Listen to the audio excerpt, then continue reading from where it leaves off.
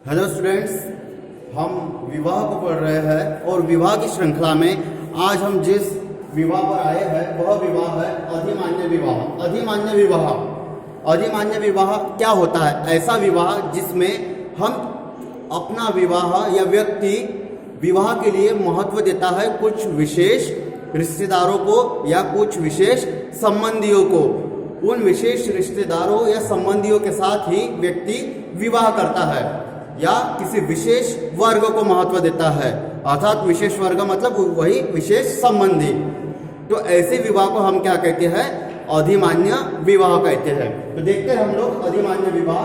किसी व्यक्ति का विवाह जब किसी विशिष्ट संबंधी से हो अथवा व्यक्ति जीवन साथी के चुनाव में किसी विशेष वर्ग को दूसरे वर्ग की तुलना में अधिक महत्व देता हो, तो क्या होता है कि हमारा जो विवाह होगा तो हमारे किसी रिश्तेदार के साथ ही होगा, ठीक है।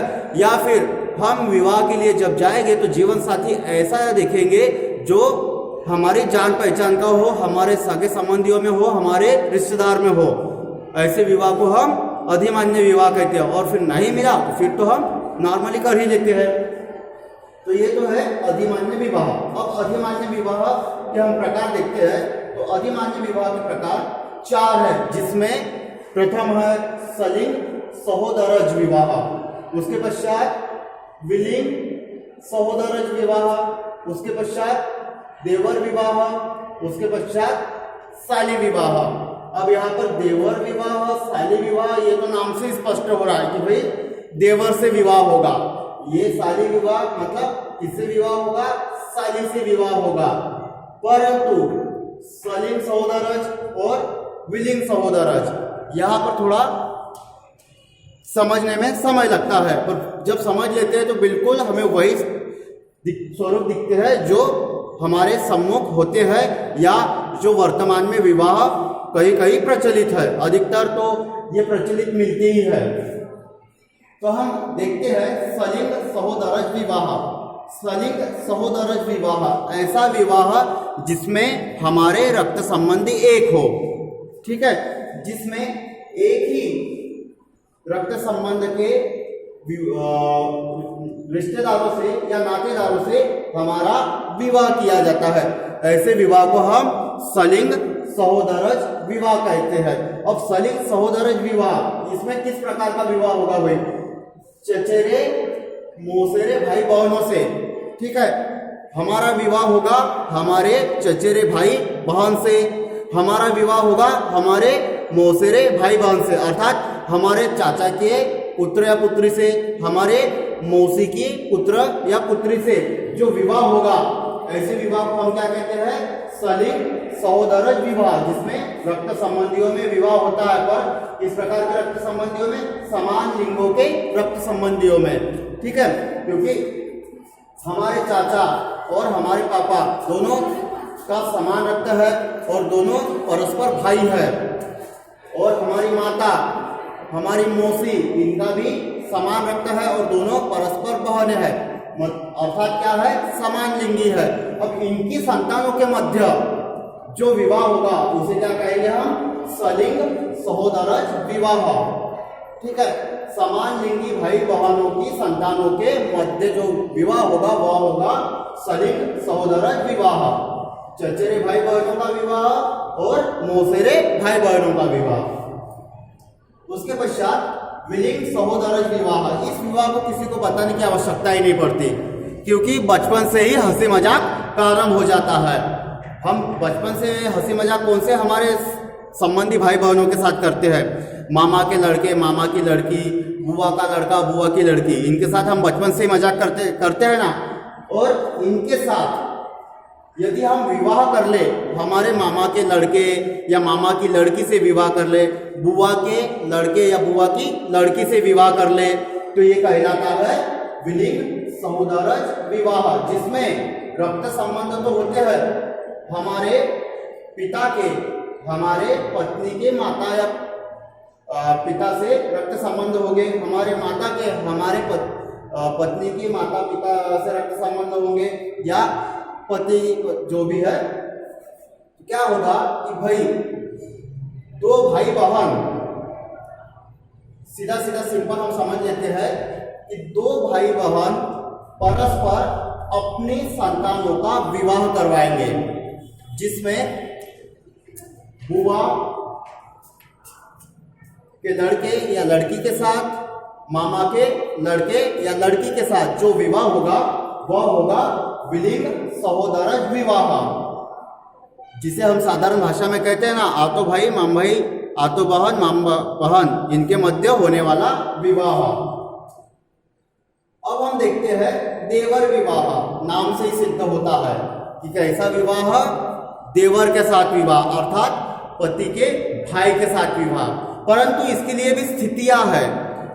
पति के होते हुए ये विवाह तो हो नहीं सकता, तो क्या करेंगे, पति की मृत्यु के पश्चात होता है विवाह। क्या करेंगे मतलब ये मत कर देना, समझ लेना कि पति को मार देना है, मर्डर कर देना और फिर विवाह करना, ऐसा नहीं।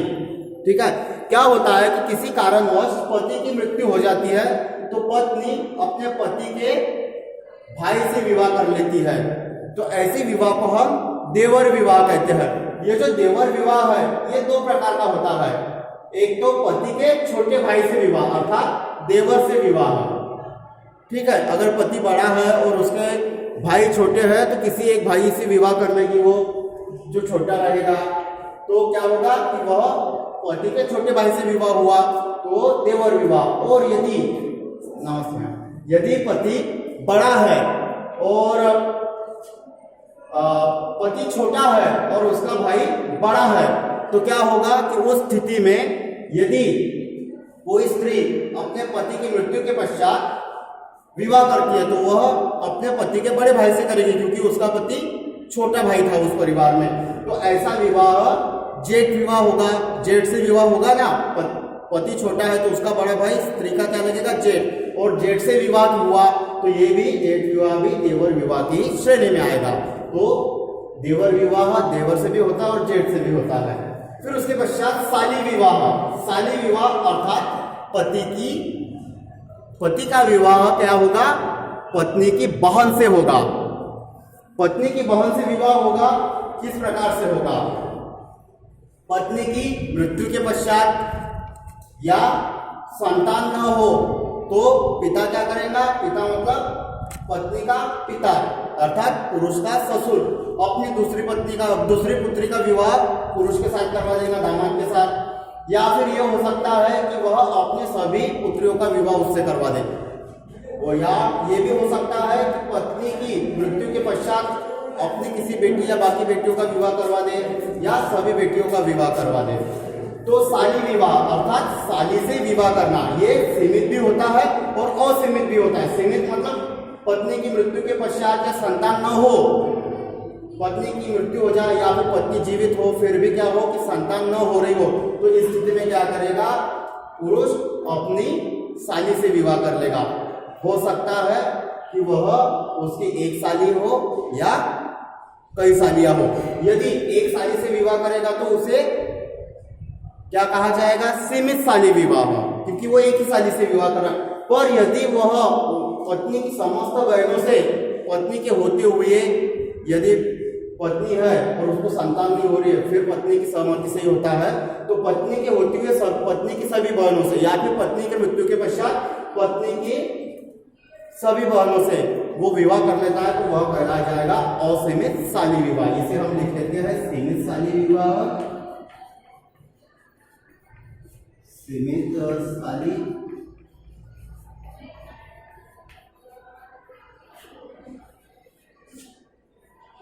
और दूसरा असीमित साली विवाह।